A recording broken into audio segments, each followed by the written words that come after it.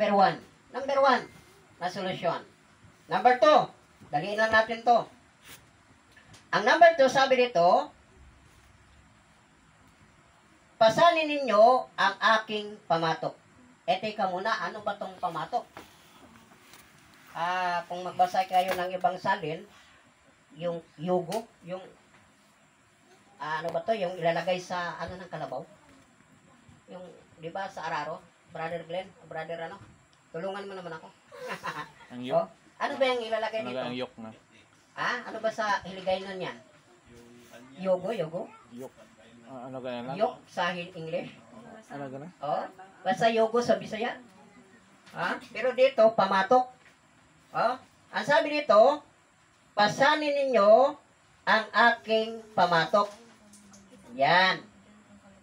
Alam po ba ninyo, hindi po to siya literal na yogo, Hindi literal, Baka isipin ninyo ay, grabe naman ang ating Diyos, papasalin tayo ng ano, papalagay tayo ng ano, maglalakad kayo na mayroon kayong, ano tawag bro? Yogo. Kita niyo yung kalabaw? Kung iliteral natin to, sabi ng ating Panginoon, ano to? Pasanin ninyo ang aking pamatok. Kung iliteral natin to, lahat tayo magpasan, Brother Glenn, ano kayong masabi ng ibang tao? No? Pero hindi to siya literal, Ito po ay tumutukoy, kung magbasa kayo ng ibang salin, ang sabi dito, yung yugo ay kautusan. Ibig sabihin, mga kapatid, mga kaibigan, ang gusto talaga ng ating Panginoon na lahat ng tao ay sumunod sa utos ng Diyos. Amen? Tingnan nyo Sa Ecclesiastes chapter 12, verse 13, sabi doon, ito ang wakas ng bagay. Lahat ay narinig. Matakot ka sa Diyos at sundin mo ang kanyang mga utos sapagkat ito ang buong katungkulan ng tao. Amen? Ano ang katungkulan ng tao? Ang pagsunod sa kautusan ng ating Panginoon. Alam po ba ninyong mga kapatid, mga kaibigan? Bakit maraming gera ngayon? Kita niyo sa Israel? Bakit nagkagera? Bakit nagpapatayan ang ating mundo?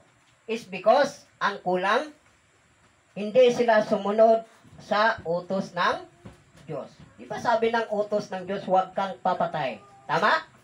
Walang nangyaring gera kung sumunod lang sa utos ng Diyos. Walang mangyari na pagmamarites kung sumunod lang sa utos ng Diyos. Amen?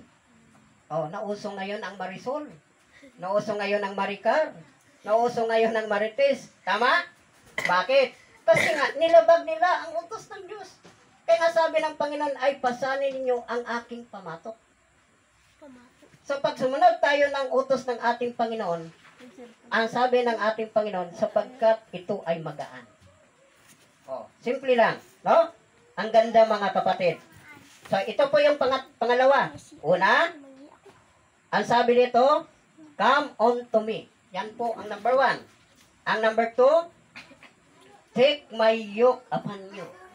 Yan po yung number two. Number three. Ito yung maganda, number three. Sabi dito, ay learn of me. Ano pagkaganda, no? Sabi ni Kristo, mag-aral kayo sa akin. Gusto kang magpa-enroll? Gusto kang mag-enroll? Libre ang tuition. Sabi ni Kristo, mag-aral kayo sa akin. Alam ba ninyo sa experience ko mga kapatid? Although hindi naman nakakahiya, Brother Glenn. Mas okay kung makatotohanan tayo. Actually mga kapatid, hindi ako nagtapos ng elementary. Grade 3 lang ako. Grade 3 lang ako. Pero powerful ang salita ng Panginoon. Amen? Amen. Bakit nasabi kong powerful? Sabi ko nga, hindi pala dito issue kung nakapag-aral ka, nakapagtapos ka, anong posisyon mo. Kailangan mo lang ngayon kung paano mo pag-aralan ang salita ng Panginoon. Sa experience ko mga kapatid, sa tulong ng ating Panginoon, sabi ko, bagamat hindi ako nakapagtapos, pero nalibot ko na ang buong Pilipinas. Amen? Luzon, Visayas, at Mindanao. Experience lang yan, base sa banal na kasulatan. Bakit? Pwede ka pala magiging, alam ba ninyo si Solomon?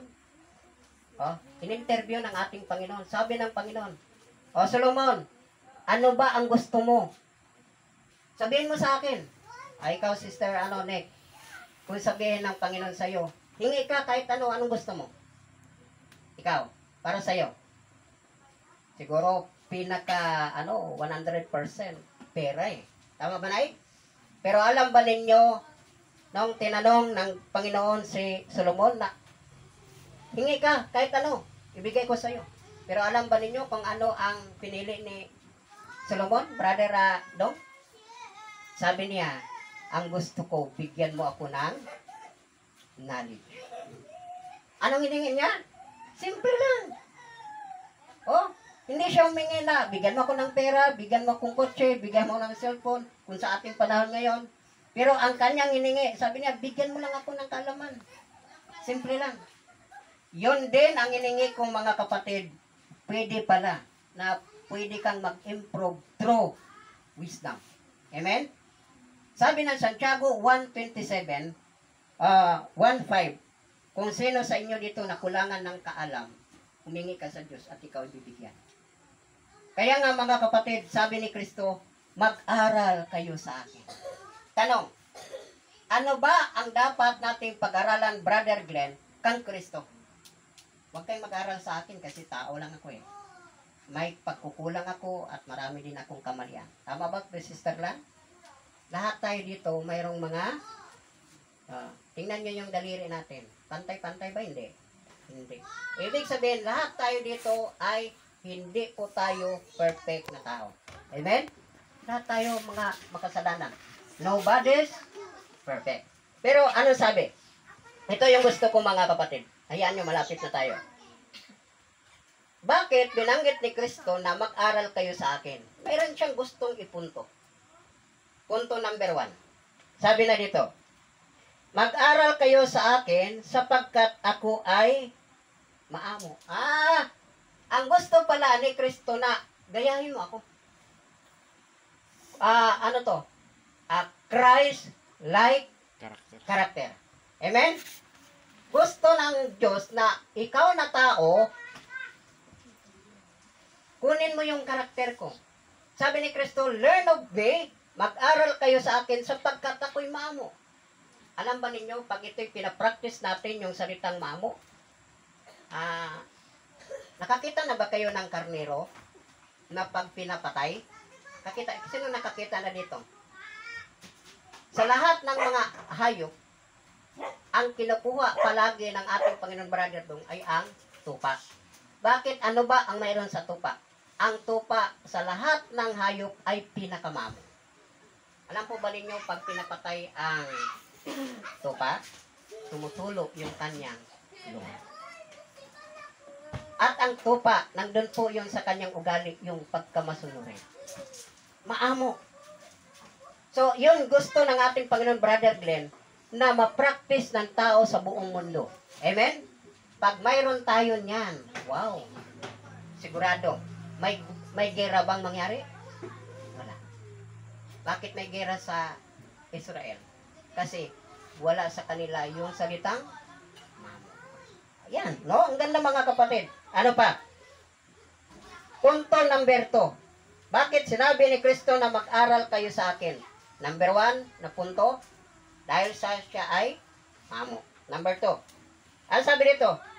Mag-aral kayo sa akin sapagkat ako'y mamo at mayroon namang additional. Number 2.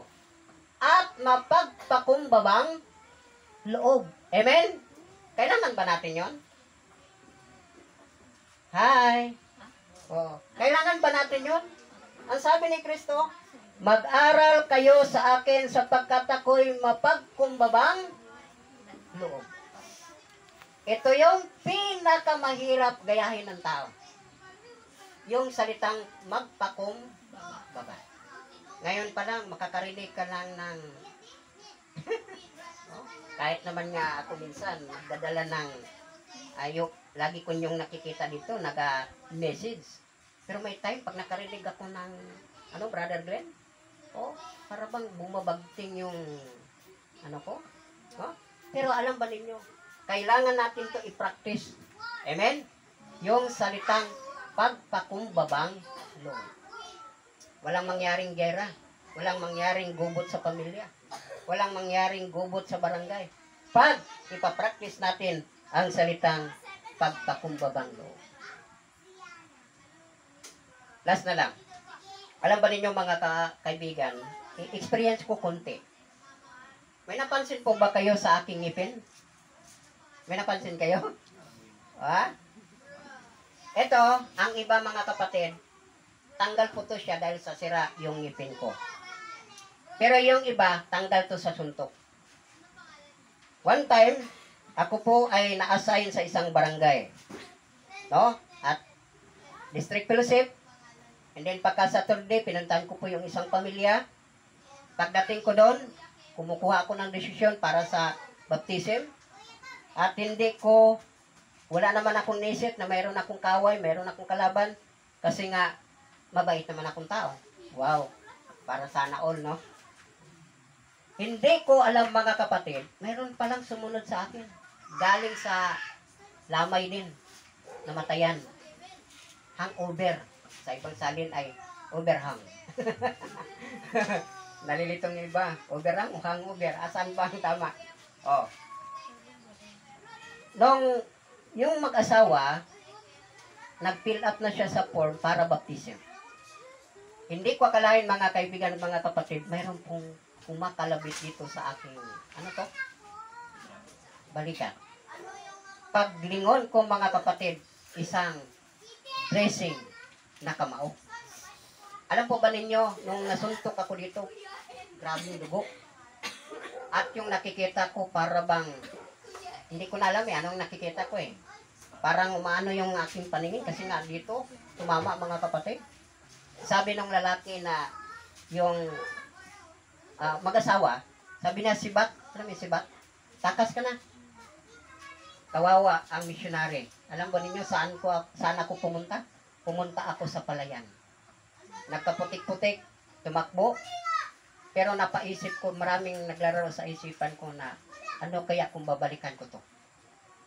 Pero good news mga kapatid, umiiral yung salitang pagpakumbaba. Tinatry ko mga kapatid. Pero alam ko ba ninyo anong bunga nung pagpakumbaba? Pagkasande. Yung sumuntok sa akin, nagbigay ng 5,000. Amen? Sabi ko, wow, ang sarap pala magpasuntok. Kasi makapera ka, Brother Glenn. Pero ayaw ko. Kasi ang sakit. No? Pero ang point ko doon mga kapatid, kung binatukan ko, anong tawag dito? Yung gumanti ako. Ano ang magiging kwento ng nakapaligid Brother Dong? No? Ako'y isang missionary. At kung sakali ako ay gumanti, ano ang nagiging bunga at nagiging epekto? Remember, ang sabi ng banal na kasulatan, kung ano ang itinanim mo, siya rin ang aanim mo. Kapatid, ang kailangan natin ngayon sa ating mundo, at habang tayo ay nabubuhay, okay na to si Brother Eduardo kasi nakarelax na. Kumusta tayong mga buhay pa? Marami pa tayong haharapin ang mga pagsubok o hamon sa buhay natin. Ano ang kailangan natin sa ating buhay? Habang tayo nabubuhay, simple lang. Number 1, sabi ni Jesus Christ, come unto me. Number 2, take my yoke upon you. And then number 3, learn of me. Pag-aralan ninyo kung ano ang ugali ni Kristo. Huwag kayong mag-aral sa akin. Huwag kayong mag-aral sa ugali ng pastor. Huwag kayong mag-aral ng ugali ng leader nyo.